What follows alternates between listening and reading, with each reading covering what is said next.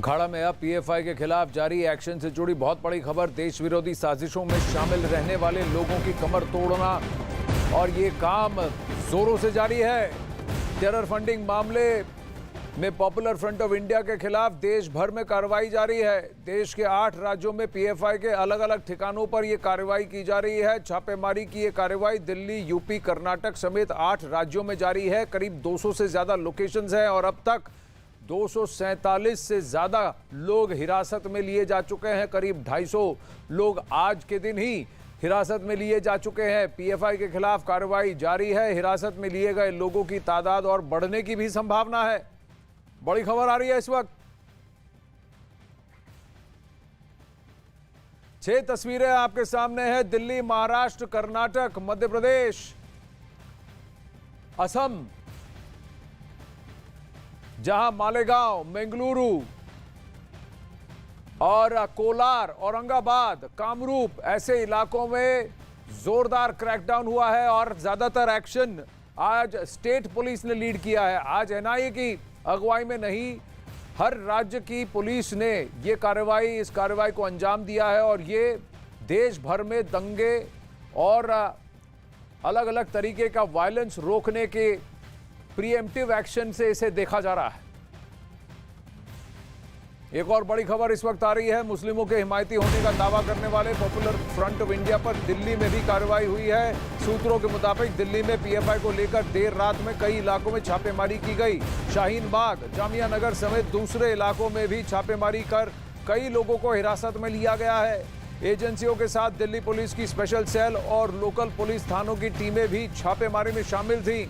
सूत्रों के मुताबिक ये छापेमारी दिल्ली के कई जिलों में की गई और अब तक तकरीबन 30 से ज्यादा लोग हिरासत में लिए जा चुके हैं। दिल्ली में भी एक क्रैकडाउन जोरों से चल रहा है। कई जगह छापेमारी में कई सारे डॉक्यूमेंट्स और इंक्रिमिनेटिंग एविडेंस बरामद किए गए हैं। ये पुलिस का कहना है। ऐसे दस्तावेज उनके हाथ लगे हैं जहां बहुत बड़ी साजिश की प्लानिंग का पर्दाफाश हुआ है। गृह मंत्रालय से अमित पांडे, आशीष सिंह, ठाणे महाराष्ट्र से और इस वक्त जावेद मंसूरी भी लाइव जुड़ रहे हैं हमारे साथ। जावेद, आप कहां हैं? आपके पीछे एक सीआरपीएफ की टुकड़ी भी दिख रही है। आनंद, मेरी मौजूदगी जामिया यूनिवर्सिटी के ठीक सामने है और ये अर्धसैनिक बल आप यहाँ पर देख सकते हैं, ये सुबह से ही तैनात हैं। लेकिन हम आपको बताएं कि धारा 144 जामिया नगर इलाके में लगाई गई है, तो सुबह से ये टुकड़ी यहाँ पर दिखाई दे रही है। हालांकि पुलिस ये कह रही है कि 144 का कोई पीएफआई से लेना देना नहीं है, लेकिन इस तरह की तस्वीर हमें जामिया नगर और शाहीन बाग में भी दिखाई दे रही है। शाहीन बाग में अभी जब हम आपको रिपोर्ट कर रहे हैं तो उसी दौरान कुछ इलाकों में फ्लैग मार्च अर्धसैनिक बलों का चल रहा है। ड्रोन से निगरानी इस इलाके में रखी जा रही है और मैं आपको जामिया के गेट के बाहर की तस्वीर अगर दिखाऊं तो आपको ये दिखाई देंगी गतिविधियां। यहाँ पर अर्धसैनिक बल पूरी तरह से तैनात। आपको बता दें कि जामिया में बीती रात जो छापेमारी हुई है उसमें 30 से ज़्यादा लोगों की गिरफ्तारी पूरी दिल्ली से हुई है और जामिया और शाहीन बाग इलाके में भी कई लोगों को हिरासत में लिया है। हिरासत में 30 से ज़्यादा लोग बताए जा रहे हैं लिए गए हैं और पूरे देश में 247 की ये संख्या है। आपको बताएं कि 22 सितंबर को भी जामिया और शाहीन बाग में इसी तरह की रेड हमने देखने को मिली थी, जब एनआईए और ईडी ने रेड की थी।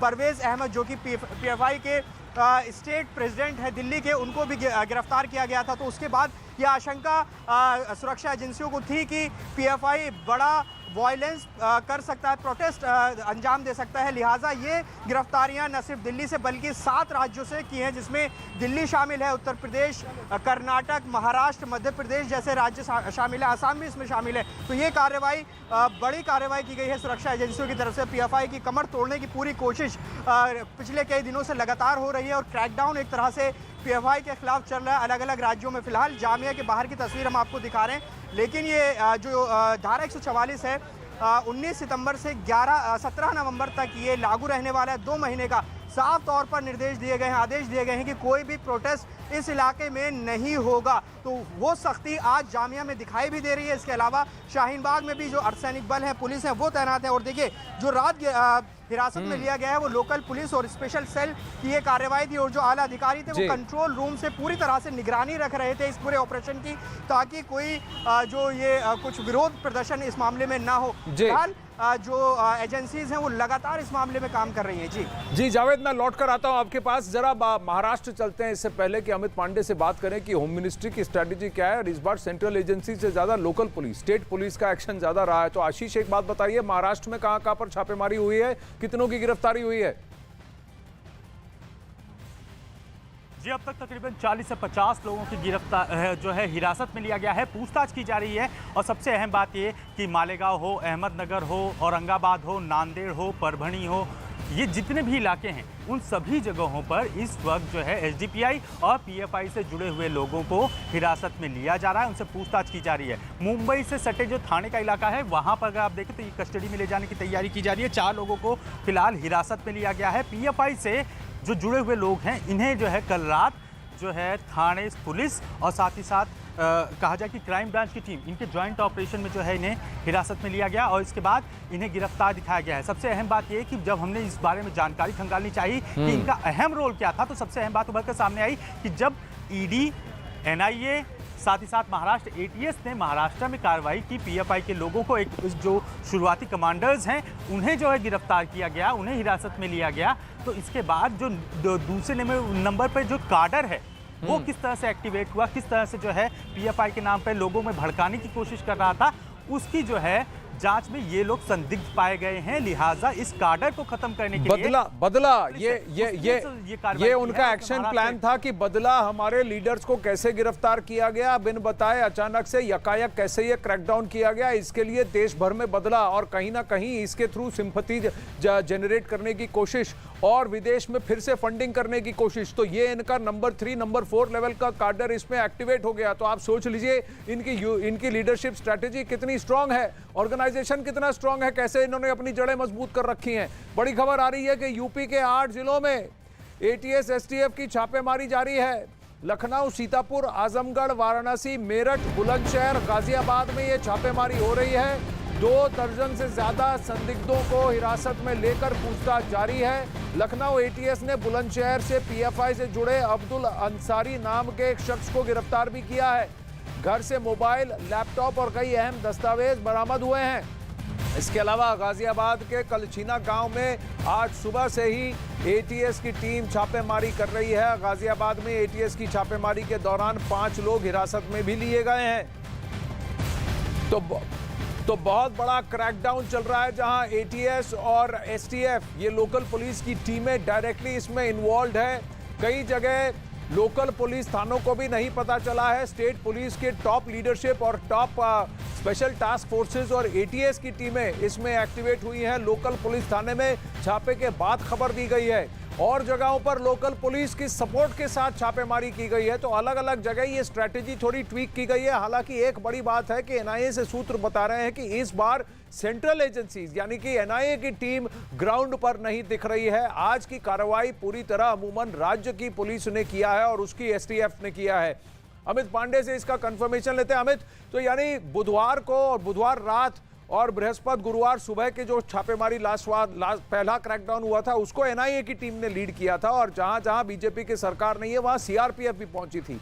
आज इन 8 राज्यों में क्या एनआईए हरकत में है या फिर सेंट्रल एजेंसीज पीछे हैं, कदम पीछे हैं और स्टेट लेवल पर पुलिस और एटीएस और एसटीएफ काम कर रही है?